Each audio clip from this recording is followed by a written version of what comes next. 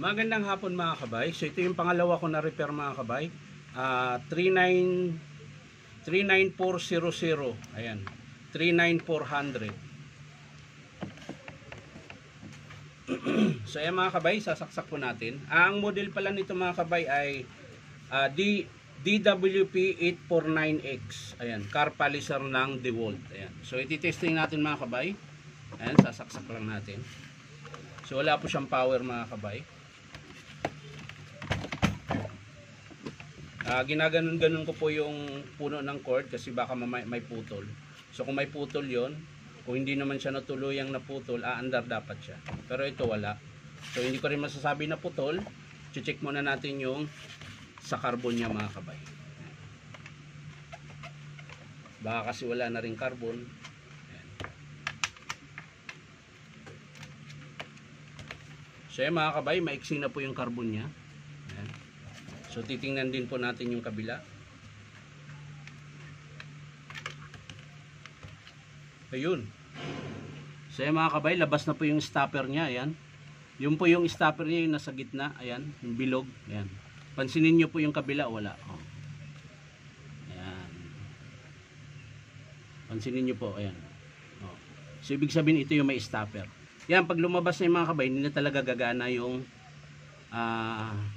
unit. Pero na lang kung tanggalin nyo ito. Ito. Pag tinanggal nyo ito, gagana po yan. Kung walang ibang sira. Ayan. So yan mga kabay, tinanggal po natin yung spring. So kakabit natin ulit. Tingnan natin kung aandar siya. Kung aabot pa ba siya. So kung aabot siya mga kabay, dapat aandar siya. Ayan.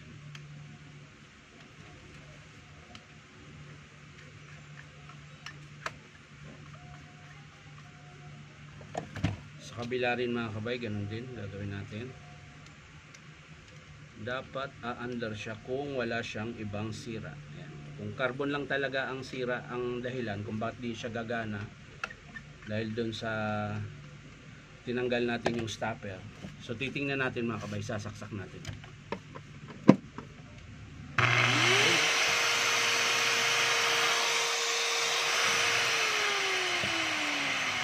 So para makasiguro tayo kung wala nang iba, bubuksan natin ito mga kabay para makita natin yung andar, kung hindi ba sobrang siklab. So kailangan nating makita habang pinapaandar natin. Ayan. So yan mga kabay. So wala.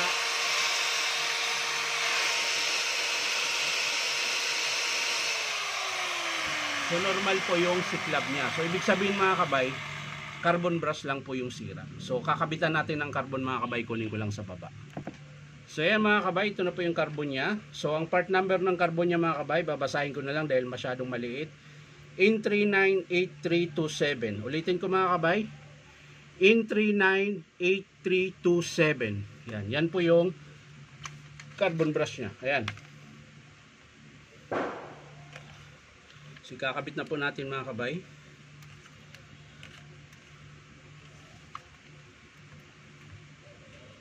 So kailangan papasok yung dalawang tenga mga kabay na hindi siya nayuyupi. Yan.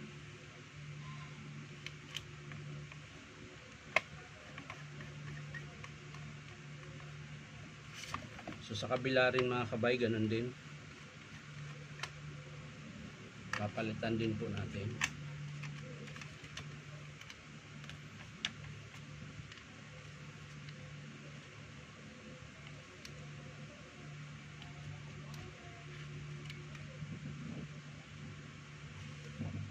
Kailangan siyang papasok na hindi nayuyupi yung tenga. Yan, gamit lang kayo ng flat screw mga kabay para may pasok nyo kaagad. So yan na mga kabay, nakabit na po natin yung bagong carbon. So testing natin ulit.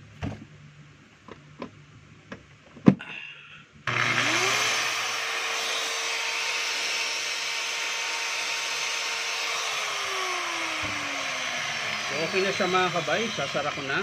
Wala naman po siyang siklab. So okay pa yung spring niya. At wala pa pong tama yung ibang parts. Tigas ah. Pumasok ka na. Ayaw, tumatabingi. Bunutin natin. Tumatabingi siya, Brad. Baka may tumatama. Yun, ito. Yung isang screw kasi mga kabay di nakalas. Kaya tumutukod siya. Yun. So yan mga kabay, ulitin ko. Sa mga gustong magpa-repair, punta lang po kayo dito sa Powerman Hardware 530 T. Alonso, Santa Cruz, Manila.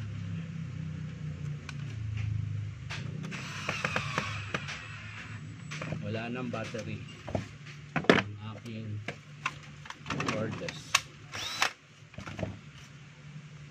So kailangan natin isara dahil meron pa pong susunod. So testing natin ulit mga kabay.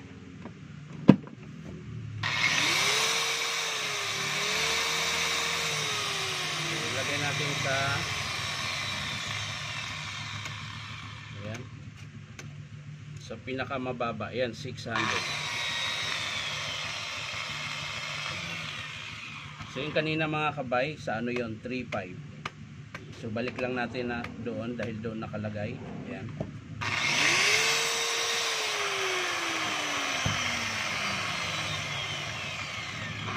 So maraming salamat mga kabay sa panunood at palike and share na rin po. So ito lang po yung pinalitan natin, carbon brush. Yan lang po ang sira na. So ang babayaran niya mga kabay, carbon brush tsaka labor lang po ang babayaran niya. Yung presyo hindi ko po alam dahil sa baba yung nagpipresyo. Ang alam ko lang labor namin 200. So yan lang mga kabay, maraming salamat. Bye bye.